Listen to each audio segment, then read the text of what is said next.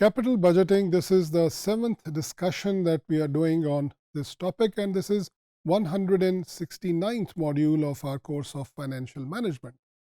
इससे पहले के मॉड्यूल में हमने इंक्रीमेंटल कैश फ्लोज की बात की।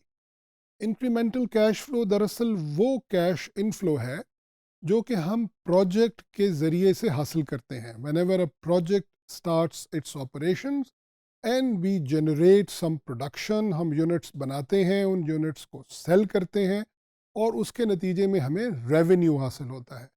To earn that revenue we also have to incur operations cost, यानी हमें एक्सपेंसेस भी पे करने हैं और कुछ लेबर, मटेरियल और ओवरहेड्स भी पे करने हैं।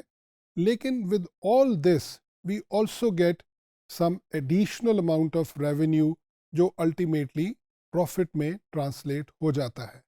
हमने पिछले मॉड्यूल में इस पर बात की थी कि प्रॉफिट और कैश फ्लो बराबर नहीं होते।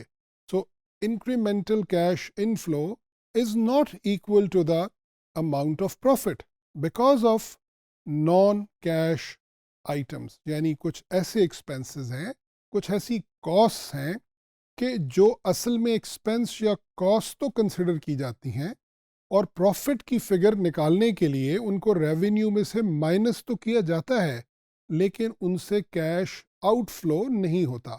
सो we call them non cash items, and the example और the basic non cash item which is there in almost every capital budgeting decision is the depreciation of the asset. And by definition, depreciation of an asset is the systematic allocation of the cost of the asset over its useful life.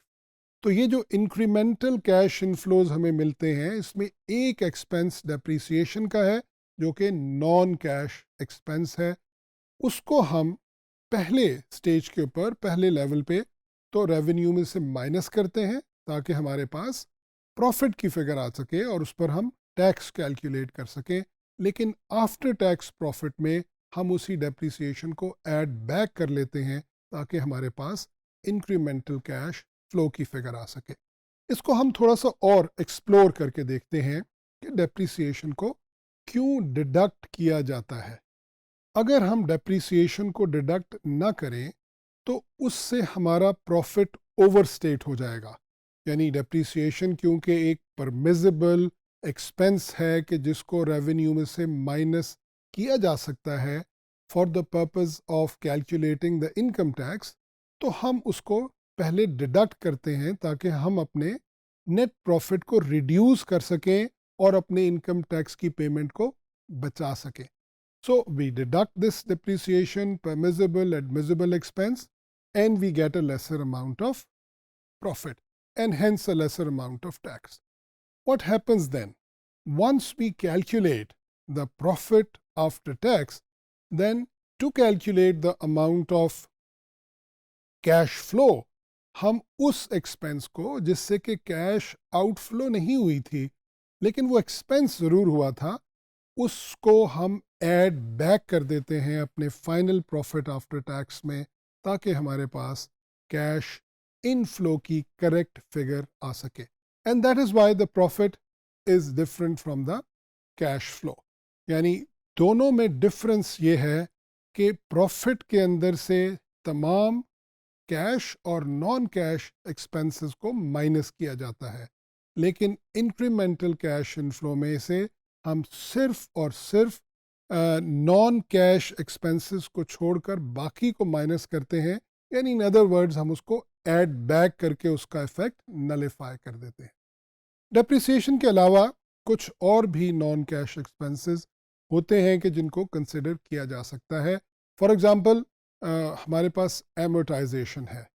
Amortisation का word मुख्तलिफ references से use होता है financial management में, but a common use of amortisation is that it is the decrease in the value of intangible assets, यानी patents, copyrights वगैरह की जो डेप्रिसिएशन है, जो डिक्रीज इन वैल्यू है या एलोकेशन ऑफ द कॉस्ट है, उसको हम एमोटाइजेशन का नाम देते हैं और ये भी एक नॉन कैश एक्सपेंस है।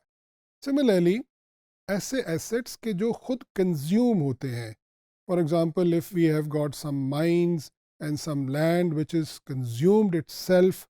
So उस केस के अंदर जो डिक्रीज इन वैल्यू है, जो एलोकेशन ऑफ कॉस्ट है, उसके लिए हम डिप्लीशन की टर्म यूज़ करते हैं. इसी तरीके से बैड डेट्स भी एक नॉन कैश एक्सपेंस की एग्जांपल हो सकती है. तो हम अपनी इंक्रीमेंटल कैश फ्लो की डिस्कशन को यहाँ पर ख़त्म करते हुए ये कहते हैं कि इंक्रीमेंटल कैश इनफ्लो असल में प्रोजेक्ट की यूज़फुल लाइफ के दौरान उस प्रोजेक्ट से, उस इन्वेस्टमेंट से जो इनफ्लोज हमें हासिल होंगी, उनकी कैलकुलेशन का नाम है. And this is something we have to do on estimated basis, and these cash inflows are certainly more than the cash outflow. यानी वो कैश आउटफ्लो जो शुरू में हमने की है, ये कैश इनफ्लोज जिनको हम इंक्रीमेंटल कैश इनफ्लोज कहते हैं, ये यकीनन उससे ज़्यादा होती हैं.